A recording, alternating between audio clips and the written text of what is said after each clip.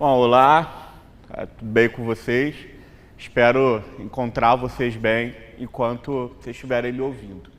Eu sou um consumidor de talks, eu já ouço há pelo menos uns, sei lá, talvez 4, 5 anos. E de verdade, estar aqui, podendo contar um pouco da minha história, trazendo algumas coisas legais que eu fiz, e não sozinho, porque a gente se encontra na coletividade, é na coletividade que a gente consegue construir coisas que são realmente relevantes, mas me encontrar, podendo compartilhar com vocês um pouco da trajetória e desse monte de coisas que eu tenho feito por aí, eu acho que é muito legal, é muito gratificante para alguém que está aí no corre há bastante tempo, fazendo bastante coisa. Eu queria, para contextualizar um pouco essa nossa conversa, começar na barriga, né? Começar na barriga da minha mãe, né? Eu sou filho de uma mulher preta, na verdade eu sou o 5º filho de 6 que ela teve e que criou a gente na máquina de costura. Então sou da Baixada Fluminense, né? Fiz a minha vida inteira ali em Nova Iguaçu, depois com questões de faculdade acabei saindo e fui tocar a vida. Mas eu sou de Nova Iguaçu, cresci em Nova Iguaçu, aprendi muita coisa boa em Nova Iguaçu e eu costumo dizer que o ensinamento da favela foi muito bom para mim. E dentro desse contexto dessa mulher preta, né, que criou 6 ali numa máquina de costura, né, e trazendo vários ensinamentos para a gente, vários ensinamentos que não foram conseguidos, né, numa universidade, mas que são coisas, né, do que a gente chama da oralidade, né, daquilo que é passado de pai para filho, e que também, se a gente for lá buscar na academia, é um pouco daquilo que um filósofo chamado Odera Oruka, um filósofo africano, chamava de sagacidade filosófica, né? Que é aquela sagacidade que só tem quem já viveu. E quem já viveu pode contar a história e quem já viveu pode apontar caminhos. E era isso que minha mãe fazia. Se movimentava a partir das sagacidades filosóficas que Odera Oruka explicou, mas que minha mãe nunca leu. Minha mãe nunca leu Odera Oruka. Eu acho que minha mãe não sabe nem quem é Odera Oruka. Mas ela faz um monte de coisa que ele falou e que ele cunhou na academia que filósofos e pensadores como Boaventura de Souza Santos utiliza nos seus escritos. Mas enfim, vamos voltar lá. O 5º filho de 6, né? Assim como qualquer jovem preto e pobre de periferia, qual era o meu grande sonho? Ser jogador de futebol, né? O que o jogador de futebol sempre fala? Que ele quer ir lá, ganhar muita grana, comprar uma casa para a mãe e dar uma vida melhor para sua família. Era exatamente o que eu queria. Jogar futebol, de preferência no meu clube do coração, ganhar muito dinheiro, comprar uma casa para minha mãe, dar uma vida melhor para os meus irmãos e seguir a vida. É isso aí, ir para a Copa, ser Ronaldinho, sei lá, um negócio desse aí. Mas, no momento da minha trajetória como tentativa de ser jogador de futebol, eu descobri um livro. E eu descobri um livro chamado Marcelo Martelo Marmelo. Depois que eu li esse livro, eu descobri que eu gostava mais de ler do que jogar de futebol. E aí eu larguei de mão o rolê do futebol e me aventurei na leitura para tentar ser alguém, né, que fosse respeitado, que tivesse um diploma ou uma coisa parecida. Então, durante muito tempo do processo da minha vida, eu fui procurando me informar e fui procurando entender para onde eu poderia ir. E se eu pudesse dizer para vocês sobre o que é esse talk, talvez eu diria que é um talk sobre como a gente resolveu problemas que são sérios, sem dinheiro, e a partir da resolução desses problemas, a gente construiu uma escola. E se a gente pudesse dar um nome para esse talk, talvez eu chamaria de Economia Colaborativa dos Saberes. Mais pra frente eu explico o que é. Não, eu tenho muito tempo, mas daqui a pouco eu te explico o que é. Bom, enfim, nessas minhas andanças eu fui parar na Fundação Getúlio Vargas. Fui lá fazer meu curso de Ciências Sociais, depois fiz mestrado, depois estudei no MIT, depois estudei na Argentina, depois fui fazer MBA em São Paulo. Então eu estudei pra caramba, estudei muito. E dentro desse meu processo de estudo, eu fui percebendo uma coisa que era muito importante, que chegava muito fresco em mim, que eram dados. E dados, brother, explica a realidade. Quais eram os dados que me chegavam? Eu tinha feito o meu processo de tornar-se negro. Eu, 27 anos, não gostava de ser preto. Conhecia a Educafro, meu processo de tornar-se negro chegou. Gosto de ser legal e costumo dizer que todas as vidas que eu pudesse ter, eu gostaria de nascer preto.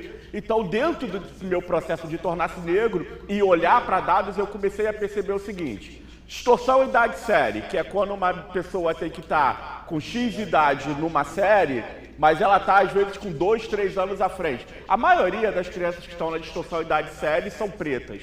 Analfabetismo. A maioria das crianças analfabetas são pretas. A maioria dos anciãos, a galera da maior idade que são analfabetos também são pretos. Taxa de genocídio, a cada 23 minutos um jovem negro morre. Quem sabe disso? Ele está cansado de se debater com esse dado e ficar olhando para a realidade e tentar pensar o que se vai fazer sobre isso. Dados a respeito do feminicídio. A gente sabe que o feminicídio ataca muito mais as mulheres pretas do que as mulheres brancas. Então, as mulheres têm um problema. Mas me parece, né, que é o que os dados têm mostrado, que a mulher preta ainda tem mais problema do que as mulheres. Então, esses dados começaram a me mostrar uma série de problemas que eu precisava resolver. Só que, óbvio, a gente não consegue salvar o mundo e nem abraçá-lo. Né? Tudo bem que quando a gente entra na faculdade, a gente acha que vai mudar tudo, que vai ser mega revolucionário, e depois descobre que se a gente conseguir não levar bomba numa disciplina, já tá bom pra caramba. Mas dentro desse meu processo, dentro da academia, eu fui recebendo uma série de informações e uma série de ferramentas que poderiam me ajudar a resolver problemas. Um dos problemas que eu quis resolver, muito naquela perspectiva de que não dá para salvar o mundo e você precisa fazer escolhas, era a questão da empregabilidade de jovens pretos. Criamos um grupo em 2016 chamado A Ponte para Pretos. O que é o rolê da Ponte para Pretos? O rolê da Ponte para Pretos era o seguinte: estava na FGV, tinha acesso a uma quantidade de informações sobre oportunidade de emprego, de estágio, de colocação profissional, bolsa para fazer mestrado, doutorado, que às vezes era na faixa, ou seja, de graça, e que eu só via chegando ali para os meus amigos brancos de classe média, média alta. E eu falei, cara, como é que eu posso fazer com que essas mesmas informações cheguem na minha comunidade preta?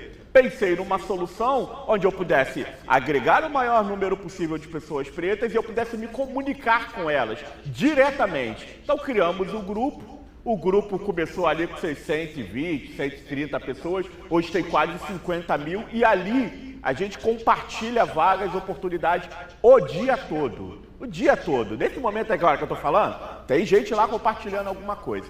Então, em 2019, o grupo foi criado em 2016, né, eu estava no mestrado e eu conheci uma ferramenta chamada tomada de decisão baseada em evidências, que na verdade é um conceito. Que é um conceito utilizado pelo gestor público quando ele quer formular uma política pública. Então, para ele não gastar dinheiro à toa, ele analisa os dados, olha para a realidade e diz, bom, se eu fizer isso aqui, a probabilidade de eu resolver o problema é muito maior porque eu tenho informação insuficiente. O Instituto Gueto, que é Gestão Urbana de Empreendedorismo, Trabalho e Tecnologia Organizada, é um time de 12 pessoas, sendo 10 mulheres e 2 homens, 12 pessoas apaixonadas por resolver problemas de pessoas pretas. A gente fundou o Instituto em 2019 e o Instituto estava respondendo a um outro problema que a gente tinha. Lembra que eu falei da tomada de decisão baseada em evidências? A gente rodou a pesquisa dentro do grupo e descobriu que 90% do grupo não conseguia aproveitar as oportunidades que lá apareciam. E por que eles não conseguiam aproveitar? A resposta que veio para a gente foi problema de qualificação. Só que para a gente também não fazia sentido qualificação, porque mais de 50% do grupo tinha nível superior. Então a pergunta que a gente estava se fazendo era, qual é essa qualificação que essa galera que tem nível superior não tem, que ela não consegue aproveitar as oportunidades e se inserir no mercado de trabalho? E aí a gente foi fazer perguntas com pessoas que tinham um emprego. E aí a gente descobriu que eram coisas como storytelling, que eram cursos como branding, que eram cursos como Power BI, mas aí o que adianta você fazer o Power BI se você não sabe interpretar os dados? Então você precisava fazer um Power BA, né, que é o Analytics, mas também tinha uma trilha de design, como o mundo anda para frente, né? E esse é um talk sobre inovação, sobre futuro, sobre pensar soluções. A gente via que tecnologia estava ali. Então conceitos como IoT, Internet das Coisas, IA, inteligência artificial, né, e debate sobre mobilidade urbana e cidades inteligentes, machine learning, uma série de conceitos que na verdade estavam até em inglês, e isso também é um marcador importante, né, porque a gente está numa sociedade onde 5,6% da população fala inglês. Inglês fluente já diminui bastante. Então, quem é a 5,6% da população brasileira que tem condições de fazer um cursinho de inglês e ser fluente? Então, isso pra gente trazia uma série de informações e de problemas que a gente precisava resolver. E qual foi a solução? A solução foi quando a gente criou a chamada Escola da Ponte para Pretos. A Escola da Ponte para Pretos é uma escola que atende somente pessoas pretas e a gente costuma dizer que a gente atua de línguas a linguagens, desde inglês, francês, espanhol, a programação em blockchain, Python, VBA, HTML, Rush, C++, mas tem as famigeradas competências socioemocionais, tem trilha de design, tem trilha muito voltada para comunicação. A gente desenhou tudo, mas faltava uma coisa, que era, esses cursos são extremamente caros. Eles são caríssimos e eles são de curta duração. Como é que a gente viabiliza essa formação, que é importante para o mercado de trabalho, para pessoas que estão desempregadas e não têm dinheiro? Foi aí que a gente resolveu criar uma conceituação, que ela veio, né, ela não surge do nada. As ideias que a gente tem, elas nascem em nós, mas elas não têm origem em nós, porque a gente vem copiando, olhando sempre para o passado. Veio a memória do pré-vestibular comunitário, do qual eu estudei, inclusive, para poder fazer a minha prova para entrar na FGV, que era o pré da Educafro, importantíssima rede de pré-vestibular comunitário. E como é que funcionava a rede Educafro? Era por serviço voluntário.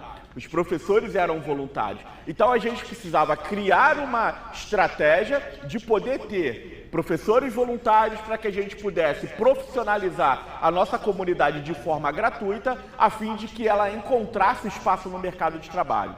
Então a gente pensou, bora, se a gente consegue encontrar pessoas que tiveram dinheiro, fizeram bons cursos, pagaram caro por esses cursos que essas pessoas pagaram caro, a diferencia no mercado e por isso que elas conseguem boas posições e estão sempre empregadas. Será que se a gente conseguir convencer essas pessoas a ensinar de forma gratuita o que elas pagaram caro para saber, será que a gente não resolveria esse problema? E aí a gente foi tentar. E aí o que a gente mais ouvia, né, que vinha dos nossos amigos que são pessoas não negras, que estavam naquele processo de reconhecer o seu privilégio como pessoas brancas, era a ideia, olha, eu reconheço o meu privilégio, eu preciso fazer alguma coisa para mudar isso, para ser, né, mais próximo da comunidade negra e reduzir essa distância que tem entre pretos e brancos. O que a gente devolvia era sempre, olha, se você só reconhecer o seu privilégio, não vai mudar nada na minha vida, não muda nada na vida de uma pessoa que está no Jacarezinho, em Belfor Roxo, em São João do Meriti. Você precisa dar um passo à frente. E esse passo à frente pode ser compartilhar alguma coisa que para você é importante e que te faz manter esse status quo que você tem, a fim de que mais pessoas possam ter o que a gente chama nas ciências sociais de mobilidade social. A ideia de você mudar de classe, de você sair da zona da pobreza, que inclusive é um dos marcadores do Instituto Gueto. A gente costuma dizer que se você é preto e colou com o Instituto Gueto, você não pode ser pobre. E a gente vai te ajudar a sair da zona da pobreza a partir de uma educação centrada no mercado de trabalho, onde você vai aprender as competências que hoje o mercado de trabalho acha importante e que vai te tirar dessa zona do desemprego, e o desemprego acarreta uma série de outros problemas, a contento depressão, a contento mal-estar dentro de casa, que pode desencadear também em outras formas de violências simbólicas. Então, a gente traz essas pessoas para essa dimensão a partir disso que a gente chama de economia colaborativa dos saberes. A gente criou uma estratégia para que o saber fosse compartilhado de forma gratuita, a fim de colocar mais pessoas dentro do mercado de trabalho, mas também compartilhar o conhecimento, transformar algo que foi mercantilizado em open source. Olha eu usando o inglês também. Aberto. A metodologia é aberta, qualquer um pode fazer. E a nossa ideia com a economia colaborativa dos saberes é fazer com que mais pessoas possam ser úteis para mais pessoas. E que ao formar pessoas, a gente consiga reduzir distâncias simbólicas e materiais e econômicas, a gente consiga resolver problemas que são de origem, econômica, da falta de emprego, da falta de dinheiro, e aí tem uma série de estudos, da chamada teoria econômica do crime, que vai fazer uma correlação entre pobreza e terrorismo, entre pobreza e entrada de jovens que estão ali entre 12 e 14 anos no tráfico, e a gente sabe muito bem disso. Então, a partir desses mecanismos, o Instituto Gueto, a partir da Escola da Ponte, tem tentado dar a sua contribuição.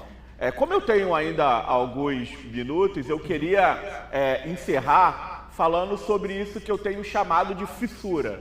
O que é fissura? A gente está num momento em que, felizmente, a gente está saindo da pandemia do coronavírus. E há o conceito do novo normal.